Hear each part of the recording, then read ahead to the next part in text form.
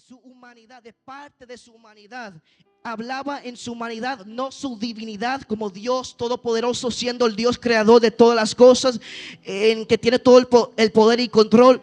Dios habló en su humanidad, no divinidad, recordando que Jesús, al estar en esta tierra, fue 100% Dios, como también 100% hombre. Y aunque estando Jesús en esa humanidad, teniendo todo el poder, mas no para sus beneficios, para beneficio de su humanidad, tenía su poder limitado, porque entonces no podría identificarse ni sentir en carne las necesidades y las limitaciones que nosotros en esta naturaleza, en este cuerpo físico, pasamos y tenemos.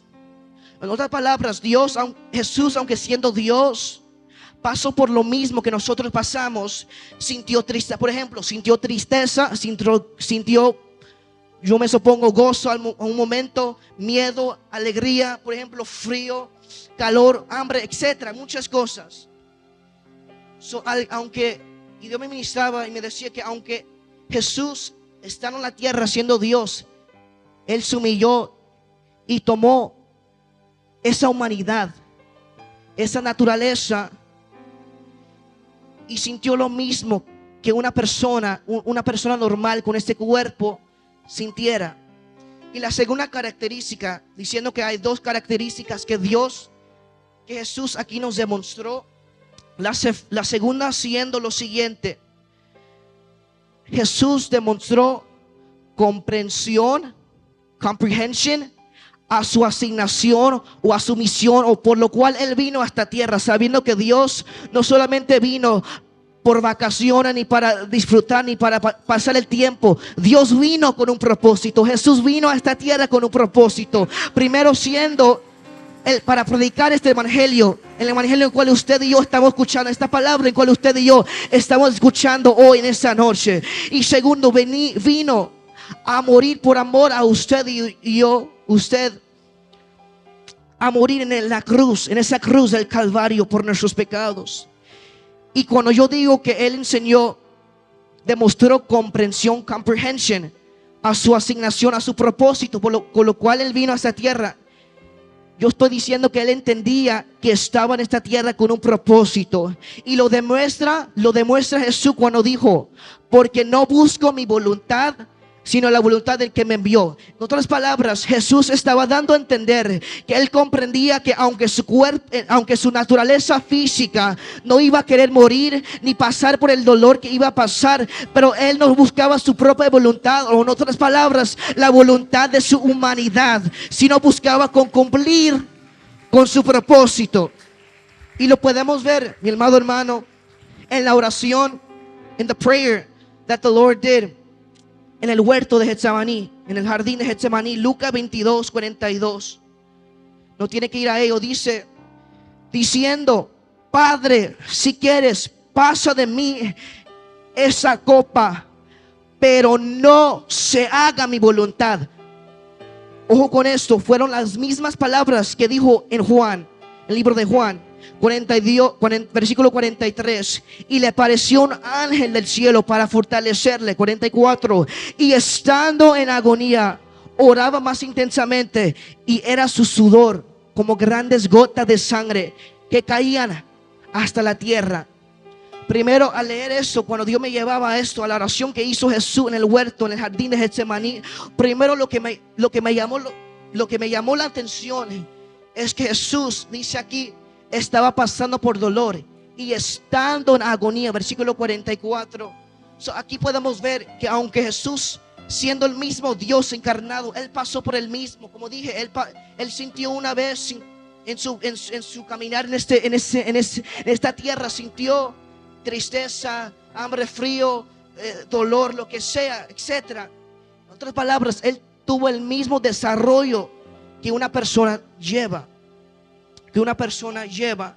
Pero la diferencia entre Cristo y nosotros y cualquier otra persona en este mundo es que Él no se dejaba controlar por su naturaleza humana, por su humanidad.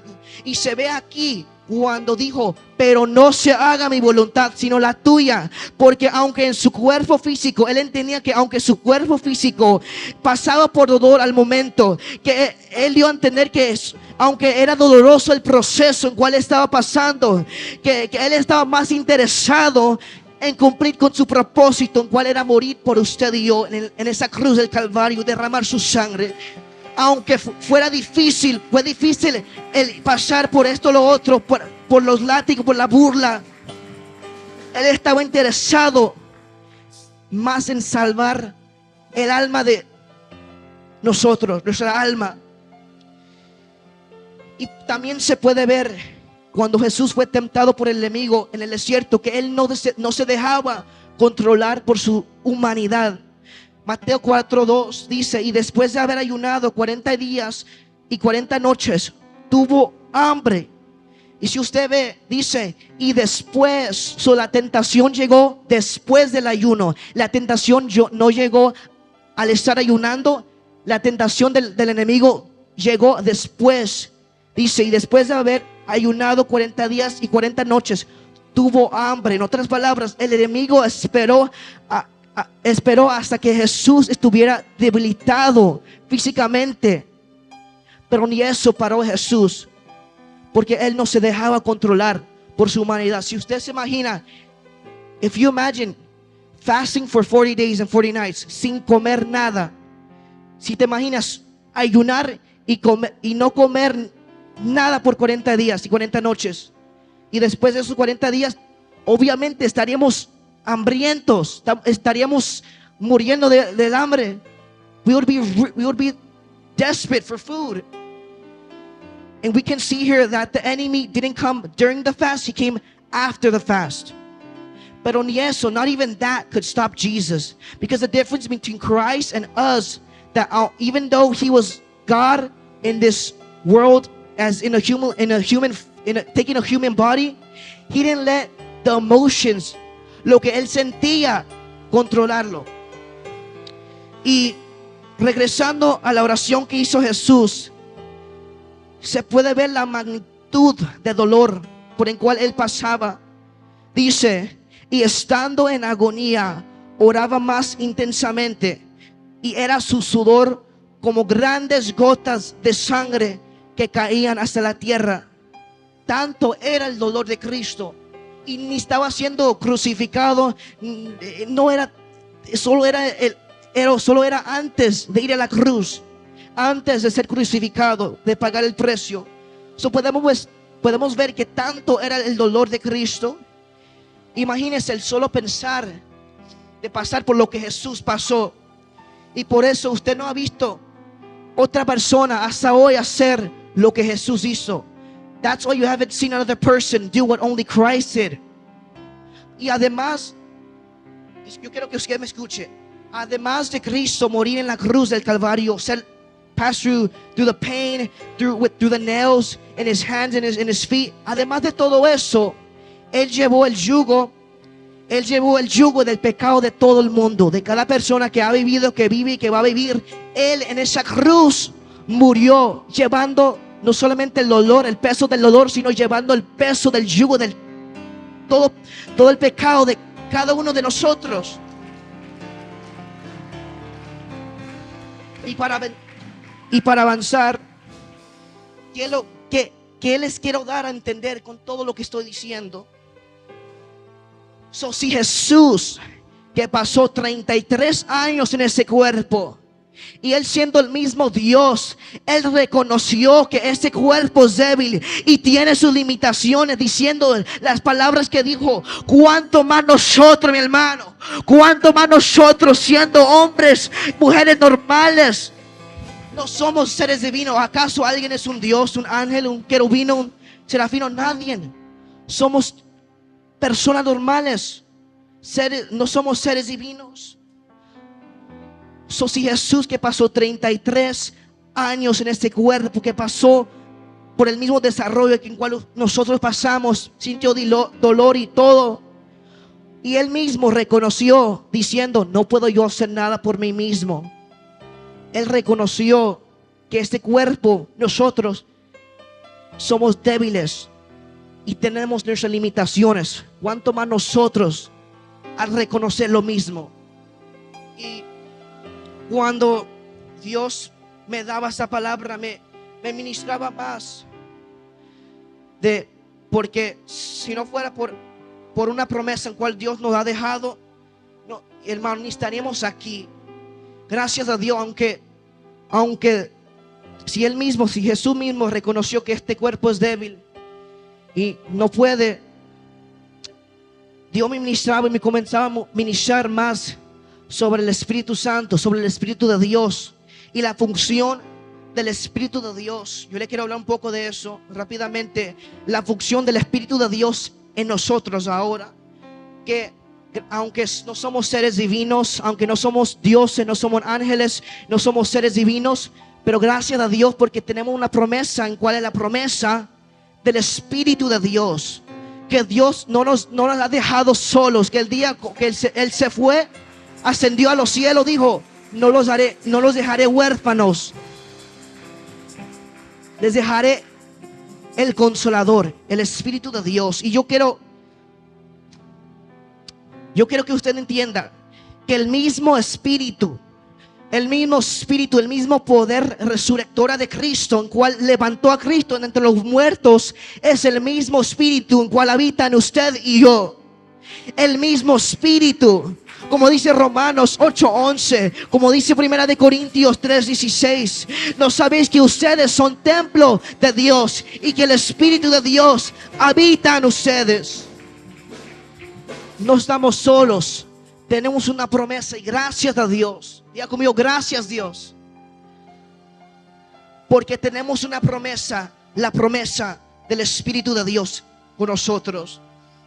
Y con una vez más, ¿qué les quiero decir? ¿Qué les quiero dar a entender con todo lo que estoy diciendo? Yo he aprendido en mi vida, en mi caminar, que hay un principio que saber que es muy importante. El principio que todo lo que hacemos, todo lo bueno que hacemos es por Dios. En lo que Dios me ministraba más, un principio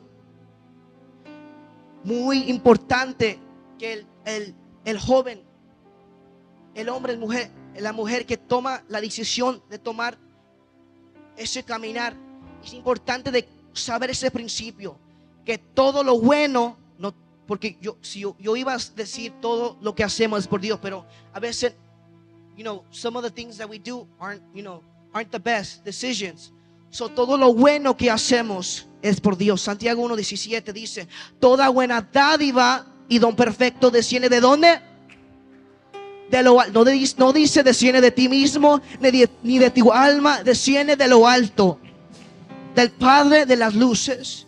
El hecho que usted y yo estemos aquí es por Dios. Y el hecho que usted pudo estar aquí, tuvo el sentir de venir aquí, es por Dios. The fact that you're even here is because of God. The fact that you even desired to come and you didn't, stay por la lluvia, el tráfico, todas las cosas. Hasta eso es por Dios. Ahora, hablando de nuestra vida espiritual, el hecho que seamos espirituales. Y cuando hablo de ser espiritual, yo hablo de querer acercarnos a Dios. El hecho que leamos nuestra Biblia, que oremos, que vayamos a la iglesia, nos congreguemos. Yo quiero que usted entienda eso. Como dice Filipenses 2:13, porque Dios es el que en vosotros produce así el querer como el hacer por su buena voluntad. Dice porque Dios, no ti mismo, ni porque eres bueno, porque Dios es el que en vosotros produce por su buena voluntad, porque Él es misericordioso con nosotros. Esta es la palabra en cual Dios me daba. El hecho que nosotros seamos espiritual, hablar de querer acercarnos a Dios, querer leer nuestra Biblia, orar, vivir una vida agradable delante de Dios. El hecho que nosotros seamos espiritual es por el Espíritu de Dios que mora en nosotros. Y el hecho que nosotros deseamos ser espiritual, es por el Espíritu Santo de Dios que habita en nosotros.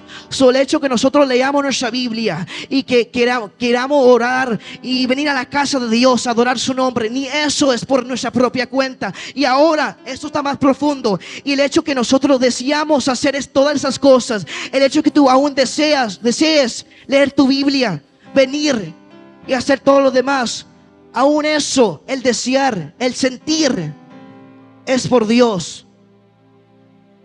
Nada de lo que hacemos bueno no es por nuestra propia cuenta. Todo lo que hacemos, todo lo bueno que hacemos es por Dios. Si en un cristiano, un creyente, hay fruto del Espíritu, es por Dios. Y porque yo lo puedo decir por mí mismo, antes del camino del Señor, yo no había el leer la Biblia, el orar, el doblar rodillas, el querer venir a la casa de Dios de la misma manera. Yo lo veía como algo boring.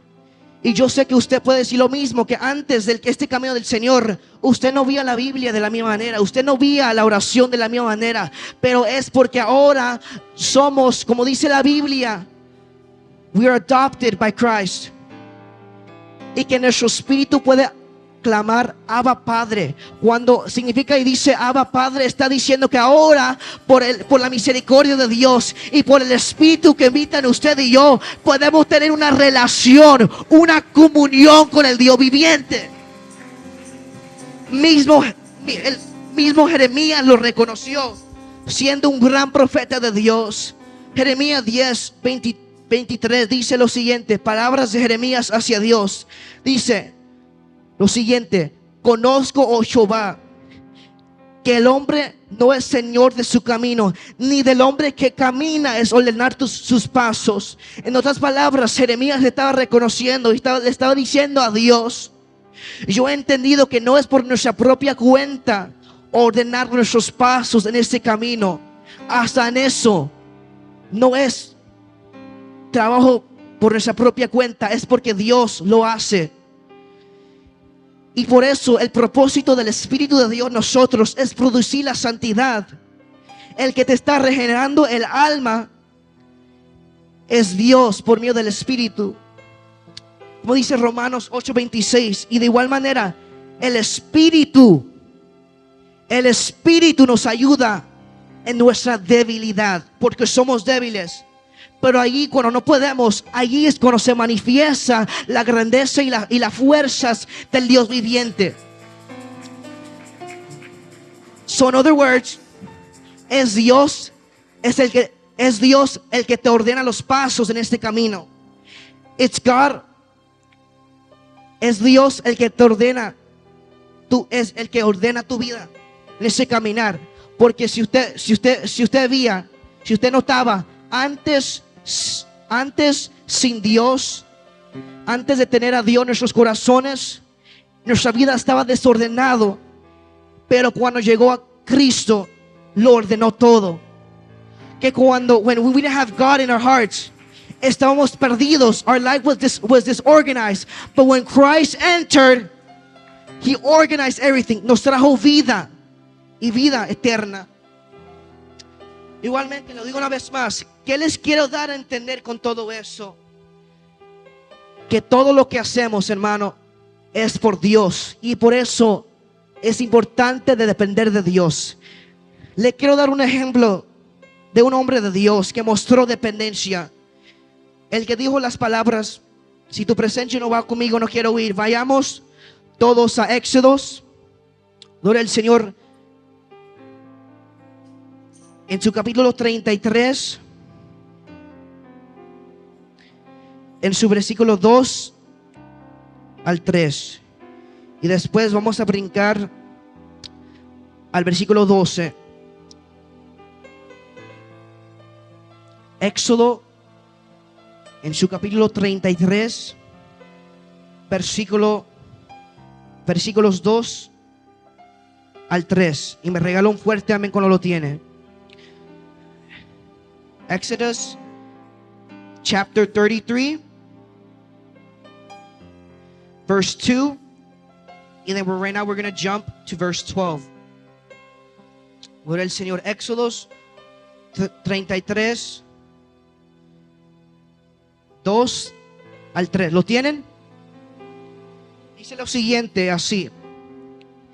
Y en ese pasaje Dios le estaba hablando hacia el pueblo de Israel. Y dice lo siguiente: y yo enviaré delante de ti el ángel, y echaré fuera al cananeo, al amorreo, el eteo, el fereceo, creo que se dice así, el heveo y al jebuseo. Versículo 3: a la tierra que fluye leche y miel. Pero yo no, hablando de Dios, diciendo: pero yo no subiré en medio de ti, porque eres pueblo de dura cerviz.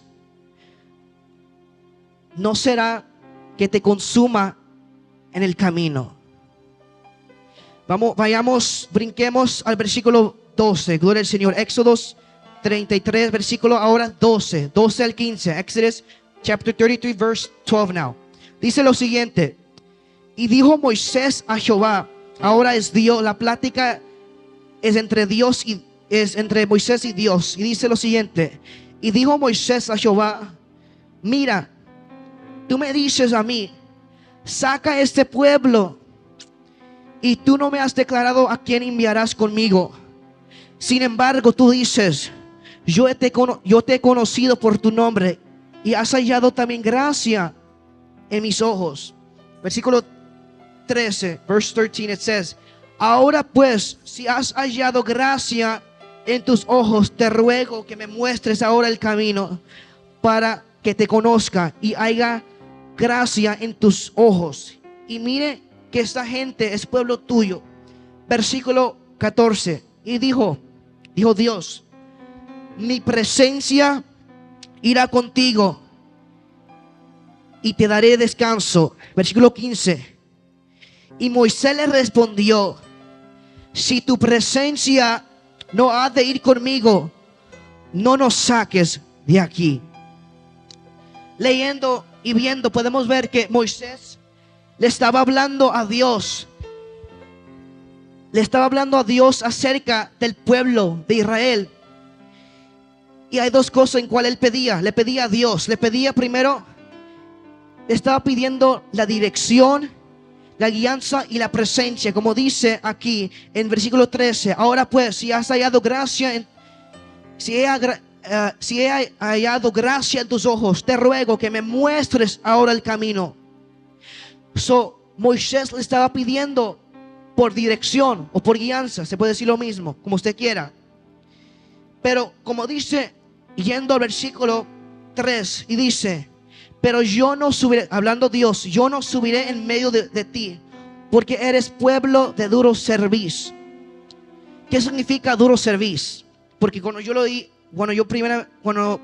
por la primera vez yo leí este texto, yo en mi mente, ¿qué significa duro cerviz? Y la palabra o la frase duro cerviz significa como, perdón por la palabra, pero ingrato, alguien que es ingrato o malagradecido, rebelde o desobediente. En otras palabras, Dios le estaba diciendo al pueblo que era un pueblo que era ingrato, malagradecido, rebelde y desobediente. Y dice, si usted lo lee, versículo 2: y yo enviaré delante de ti el ángel. Podemos ver que al hablar Dios con el pueblo y con Moisés, Dios le había ofrecido que un ángel los acompañara y los guiara, como dice el versículo 2. Pero como Dios entendía, como Moisés entendía que el ángel dependía de Dios, por eso dijo: si tu presencia no ha de ir conmigo, no nos saques. Él no quería al ángel. Él le dijo: si tu presencia, él no dijo si la presencia del ángel, no. Porque Moisés entendía algo, que el ángel dependía de Dios. Él quería la presencia y la dirección misma del Dios el cual el ángel servía. Y usted puede decir, hermano, porque Moisés fue un hombre de Dios, grandemente usado por Dios. Y además de Moisés ver cómo Dios libró al pueblo de Egipto, como mandó las plagas, los liberó, como Dios abrió el mar rojo y los libró de las manos del faraón y de su ejército. Igualmente como Dios proveyó maná del cielo cuando no tenían para comer, igualmente como proveyó agua de la roca cuando no tenían para beber. Y usted puede decirlo, él hubiera dicho, Moisés, como yo ya vi la mano de Dios en mi favor, como yo ya vi Dios obrar en mi favor, si Él pudo abrir camino, proveer por este pueblo, pues Él nos puede guiar, Él puede guiarnos. Pero como Él entendía una cosa, que sin la presencia de Dios, como dijo Dios, le dijo al pueblo, pero yo no subiré en medio de ti. Pero como Él entendía que era importante, Él entendía el valor y la importancia de tener la presencia misma y la dirección misma del Dios viviente. Y además de ver todo lo que vio Moisés, como dije, él hubiera podido decir, pues yo vi la mano de Dios antes, ¿qué impide que lo veré una vez más? Pero no, él dijo, si tu presencia no va conmigo, no nos saques. Le quiero dar otro ejemplo. Mire qué pasó con Josué. Sabemos quién es Josué, right? We know who's Joshua, right? Sabemos quién es Josué. Y usted puede ver en el libro de Josué que Josué, después de haber visto como Dios les dio la victoria contra un reino con muros que eran indestructibles, con un ejército poderoso, con armadura de calidad, en cual era el reino de Jericó. Y podemos ver que después de haber visto como Dios le dio la victoria, en el siguiente capítulo, en el capítulo 7, dice que ellos fueron derrotados después de una gran victoria que Dios les dio, que Dios les permitió. A la batalla siguiente fueron derrotados. They were defeated, even though they had won the battle against Jericho, being a kingdom that was very powerful with an army that was really big and powerful. Podemos ver como lo siguiente, que podemos ver que como después de ver como Dios le dio esa victoria tremenda, como Dios después permitió que ellos fuesen derrotados por un reino, en cual se llamaba en este caso el reino de Ai. Así se llamaba el reino. Pero lo que me impacta, lo que me llama más la atención, que la Biblia nos describe ese reinado de Ai como un reino pequeño y débil. Esto no solamente era un reino común, sino era un reino que tenía una población menor, pequeño. Su ejército era de hombres, era de pocos hombres. La calidad de su armadura wasn't good. Y lo que me llama la atención es cómo Dios permitió una derrota, even though before God had given them one of the biggest victories in the history, a city that had muros que eran indestructibles. Cómo Dios les permitió pasar por derrota a la siguiente batalla que enfrentaron.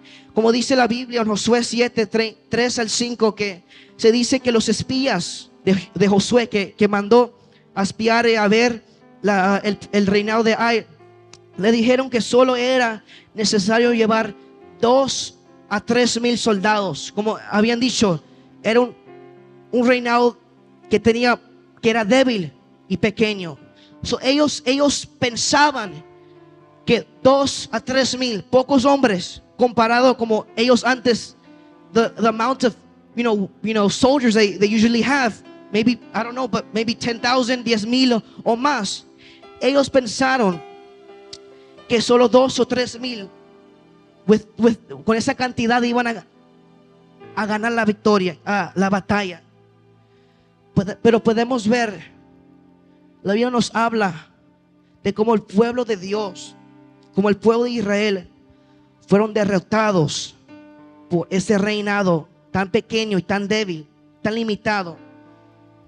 Y al ver eso, mi hermano, yo me imagino que Dios fue intencional a hacer esa cosa, a permitir la derrota.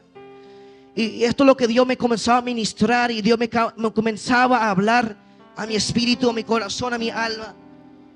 Y Dios me dio a entender que Dios había permitido esto, esa batalla, este fracaso, esta derrota, para que Josué entendiera que su victoria no dependía de su espada, sino que dependía del Dios en cual servía. Su victoria no dependía de cuántos la cantidad de hombres tenía peleando su batalla, sino que dependía del Dios en cual servía. No dependía de la armadura que tenía, la calidad de la armadura, sino que dependía de Dios, el Dios en cual servía. La victoria no dependía si eran 2-3 mil soldados, hombres, si era esto o lo otro, si el pueblo era débil o no. La victoria dependía de su relación con su Dios. Por eso fueron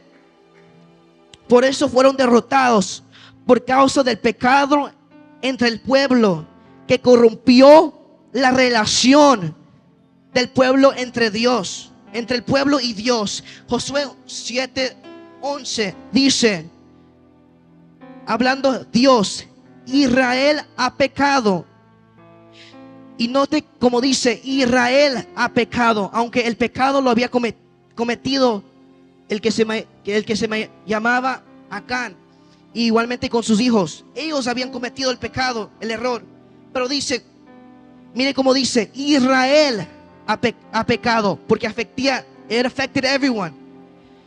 Israel ha pecado y aún han quebrantado mi pacto que yo les mandé. En otras palabras, por causa del pecado que había entre el pueblo, se corrompió la relación, la conexión entre Dios y el pueblo de Israel. Hermano, al leer lo que yo he leído de la Biblia, si hay algo que he visto y he notado, que si hay algo que todos los hombres y mujeres de Dios tienen en conjunto, es que todos dependían de Dios. Si hay algo que todos los hombres y mujeres de Dios en la Biblia, cuando se escribe la Biblia, tenían en conjunto, era que todos dependían de la presencia de Dios. Todos tenían una dependencia hacia su presencia.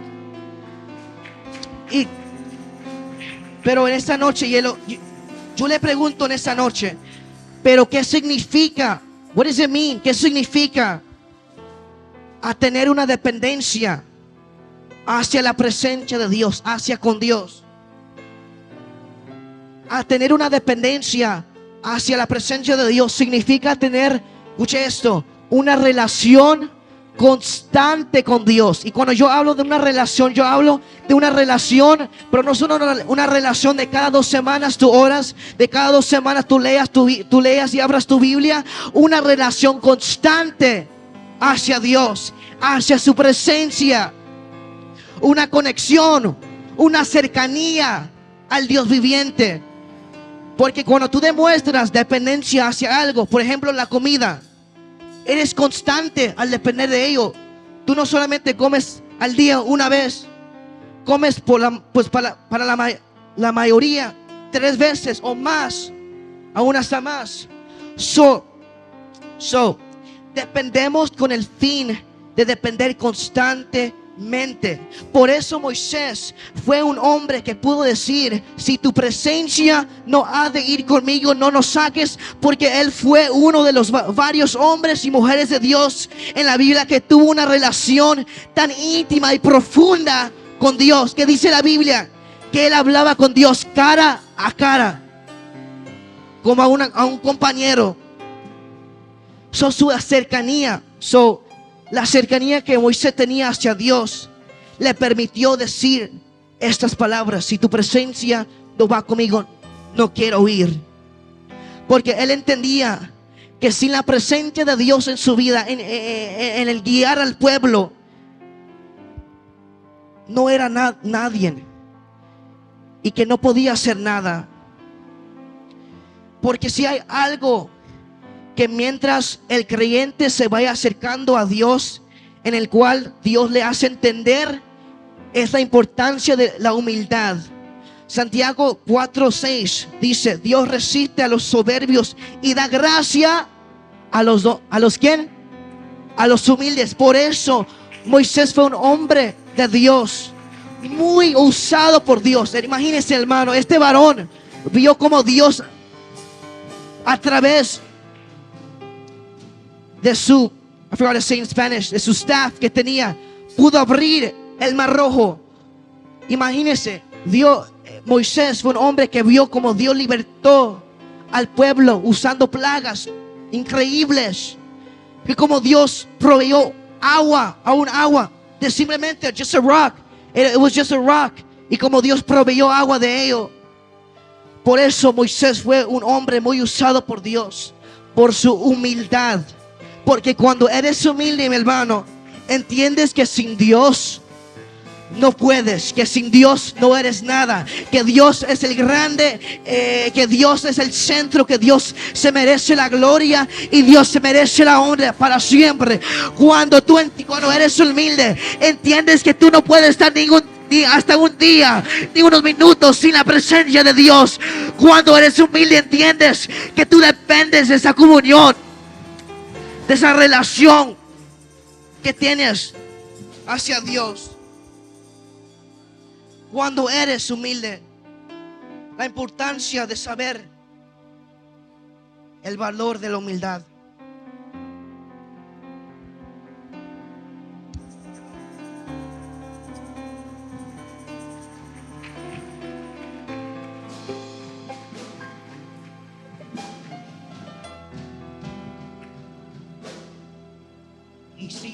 Y si yo he aprendido algo en el cual Dios me ministraba más, y esta palabra, no se crea, esta palabra es para mí, igualmente para mí. Esta palabra no solamente para ustedes, para usted y yo, que necesitamos más de Dios, más de su presencia, más de su presencia. Escuche eso, más de su presencia en nuestra vida. Hermano, yo le pregunto eso: ¿qué es lo contrario a estar presente o a la palabra presente? ¿Qué es lo contrario? What's the opposite of being present, of the word present? Exacto. Por ejemplo, cuando alguien en la escuela, cuando el maestro dice: tal persona, estás aquí, estás presente. Y si no está, ¿cómo se llama? Being absent. Él está absente. Lo contrario a lo contrario a estar presente, o la palabra presente, es estar absente. Escuche esto. En muchos, Dios está absente en todo lo que hacen por falta de dependencia y relación con Él. En mucho creyente, en mucho hijo e hija de Dios, aunque tengan el Espíritu de Dios y no que no tengas el Espíritu de Dios, pero muchas veces, porque Dios no está presente, Dios está ausente en todo lo que hacen, por falta de una relación, de una comunión, de una cercanía con Dios.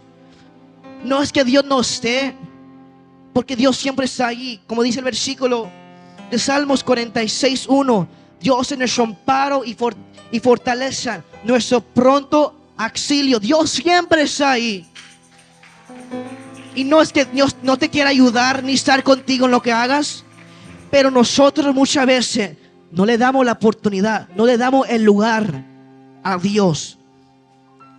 Y por falta de relación con Dios, Dios se pone como si estuviera ausente en nuestra vida. Y hermano, cuando yo comenzaba a orar, y yo decía: Dios, yo no puedo, esto no puede ser lo único que puedo dar. Yo tengo que ir más profundo en la palabra. ¿Qué es lo que tú tienes que decir a la iglesia, a tu pueblo, a mis queridos hermanos, a los jóvenes? ¿Qué es lo que tú tienes que decir hoy? Y les voy a decir de otro problema muy común en la iglesia, entre los creyentes, entre los hijos de Dios, entre el pueblo de Dios. Sabemos, como dices, segunda de Corintios 3:17, porque el Señor es el Espíritu, y donde está el Espíritu del Señor, ahí hay libertad. Hermanos, yo le digo esto, si usted no sabía, el día que usted aceptó a Cristo en su corazón como su único Señor y Salvador, usted recibió el mismo Espíritu que levantó a Cristo entre los muertos, en cual Cristo pudo sanar a los enfermos, en cual Él pudo liberar a los cautivos. El mismo poder resurrectora de Cristo, el mismito, hermano, es el que habita en ustedes. Como dice Juan 3:33, que Dios, el día que nosotros creímos en Dios y recibimos el don del Espíritu, como dice, Dios no nos dio el Espíritu por medida. O sea, hoy ganamos, Dios nos da un porcentaje del Espíritu, mañana otro y el siguiente día más. No, dice en Juan 3:30, se lo leo, porque el que Dios envió, las palabras de Dios habla, pues Dios no da el Espíritu por medida. El Padre ama al Hijo y todas las cosas ha entregado en su mano. El mismo poder resurrector de Cristo, el mismo Espíritu que estaba, usted tiene que entender que el mismo poder, el mismo Espíritu de Dios que levantó a Cristo está en nosotros. Y yo le pregunto eso, aunque suene fuerte, yo sé que va a sonar fuerte, pero ¿por qué es que en muchos de los creyentes hoy en día, por qué es en muchos no se manifiesta esa libertad, la libertad que el Espíritu Santo de Dios promete, ofrece? ¿O por qué muchas veces no hay fruto del Espíritu en la vida de un creyente? ¿Por qué es que no se manifiesta esa libertad? Igualmente, como en muchos Dios no está ausente. ¿Por qué, hermano? Porque ¿qué es el problema? El problema, que muchas veces no sé, y me pasa a mí mismo. Nosotros necesitamos más de Dios. Y lo que Dios me ministraba,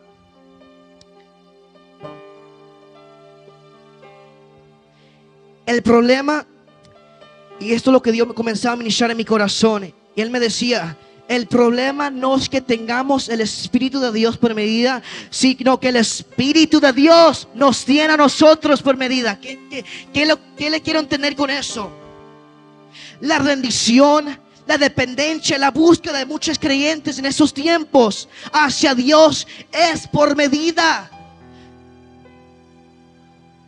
Y por esa razón hay escasez de presencia y de libertad del Espíritu en la vida del creyente.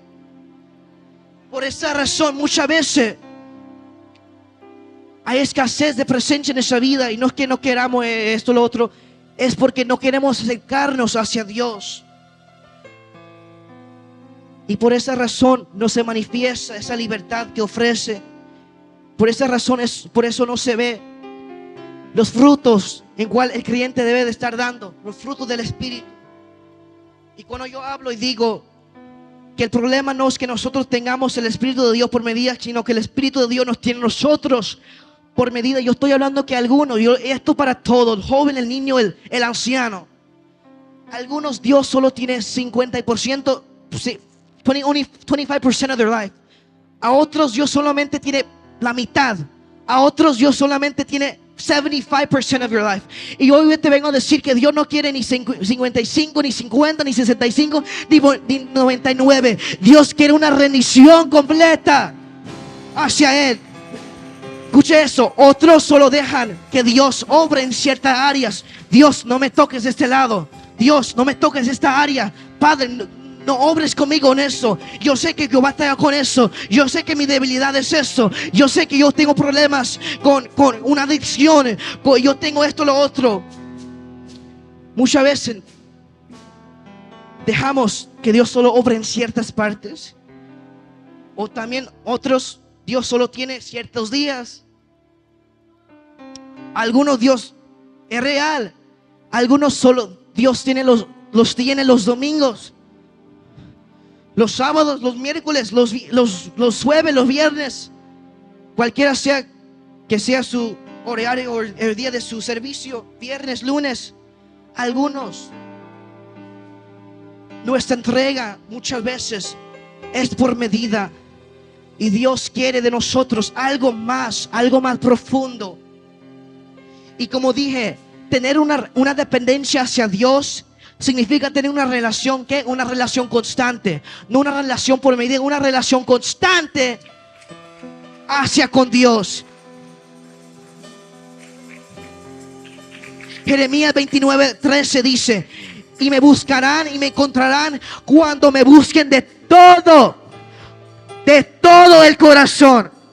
Usted no me entendió. En otras palabras, Dios solo se hace presente, se manifiesta esa presencia de Dios en nuestra vida, con igualmente esa libertad que promete el Espíritu de Dios. Solo cuando hay una búsqueda hacia Dios con todo el corazón,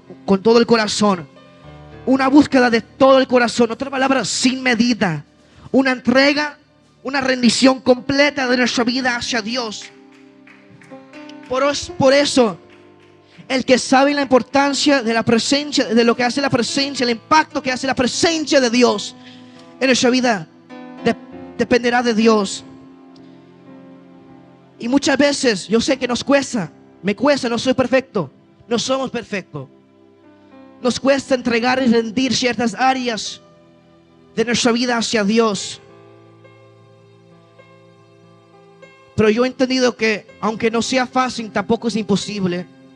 Lo que Dios busca es la disposición de una rendición, que tú rindes tu vida sin medida, aunque no importa lo que te cueste.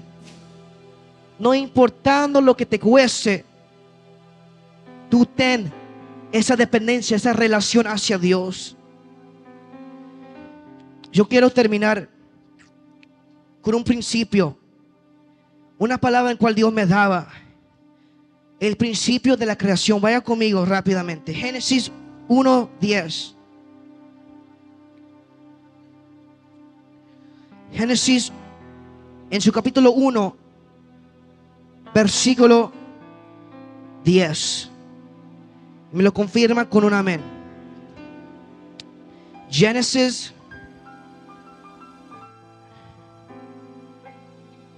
chapter 1, verse 10 through 11.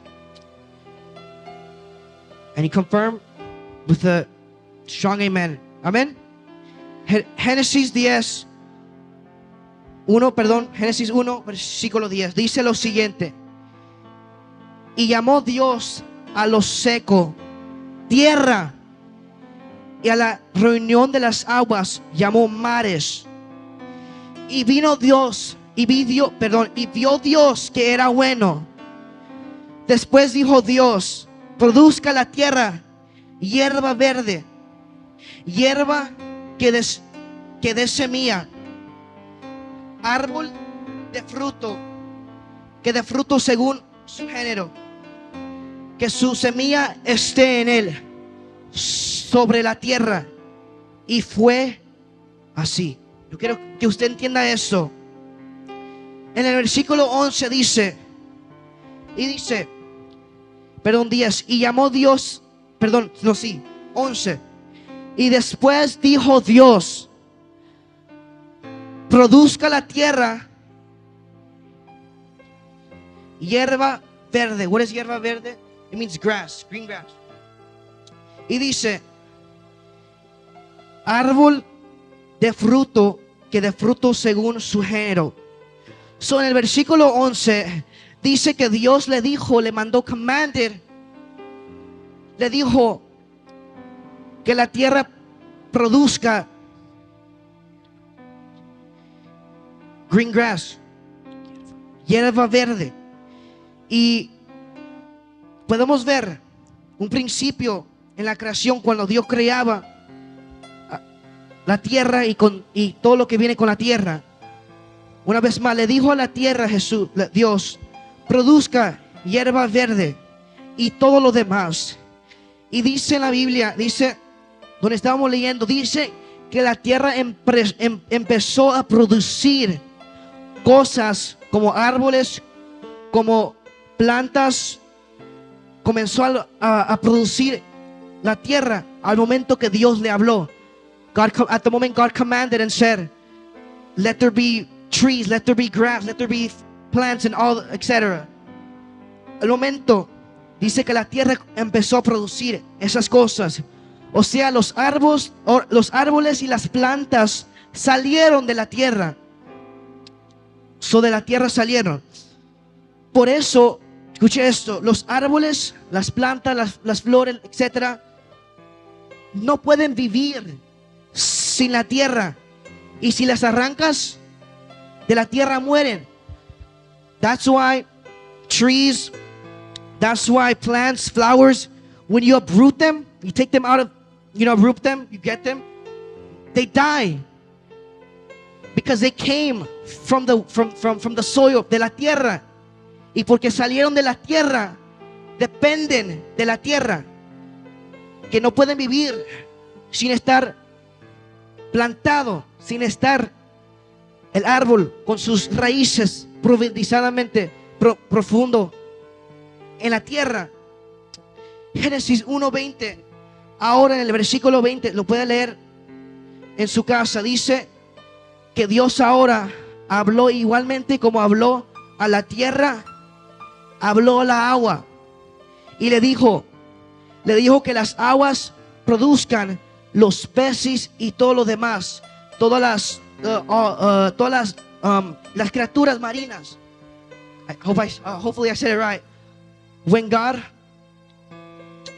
the same way God spoke to the earth, God spoke to the water and said, let the fish, all the sea creatures be created. Y solamente por la palabra en cual Dios habló, todo fue creado conforme a lo que Él le decía.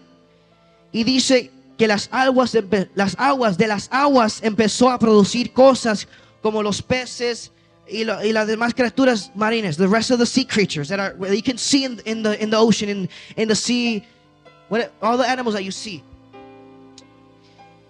Y o sea, del agua comenzó a salir todas esas criaturas, the fish, the dolphins, whatever you see now in days in the sea.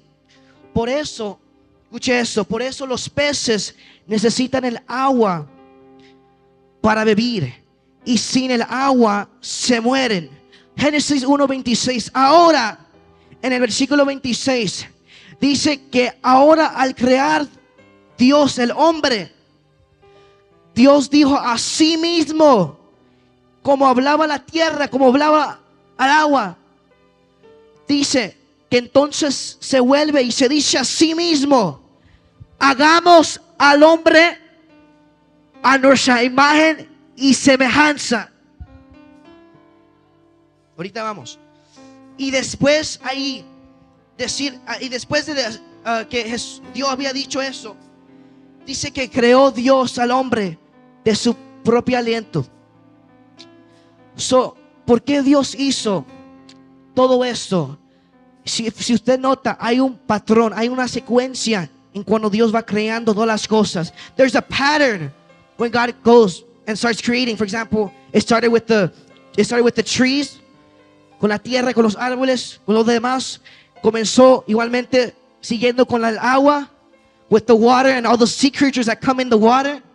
Ahora dice que Él se dijo a sí mismo, hagamos al hombre a nuestra imagen y semejanza. A nuestra imagen y semejanza. ¿Y por qué Dios hizo eso? Usted puede preguntarse, why did God do it like this? ¿Por qué? ¿Por qué? ¿Por qué Dios hizo esto? Porque de modo que así como los árboles dependen de la tierra, del suelo, the same way the trees depend from the soil on the ground. Como igualmente como los peces dependen del agua. That the fish depend on the water. El hombre por venir de Dios ahora depende de Dios. Usted no está aquí. De modo así que como los árboles dependen del suelo, igualmente como los peces dependen de la agua, ahora nosotros por venir de Dios, porque Dios nos creó en imagen y semejanza, ahora nosotros dependemos de nuestro Dios, de nuestro Creador. Por eso, como dije, cuando tú sacas un pez de la agua, muere. Y cuando when you uproot, cuando tú arrancas un árbol, una planta de la tierra, muere. Igual con el hombre, cuando el hombre está desconectado de la presencia de Dios, cuando el hombre no tiene la presencia de Dios en su vida, cuando no tiene una dependencia a su presencia, o en otras palabras, una relación constante con Dios, cuando están desconectados, cuando el hombre está desconectado de Dios, está muerto espiritualmente, está muerto espiritualmente, muerto de espíritu, de alma y hasta en cuerpo, está muerto. Muchas veces está muerto, se muere físicamente por causa del pecado. Y eso, el principio de la creación, que como de modo Dios creó al árbol para depender de la tierra, como Dios creó el pez a depender de la agua, Dios nos, por venir de Dios, fuimos creados por Dios. Nosotros ahora dependemos de Él.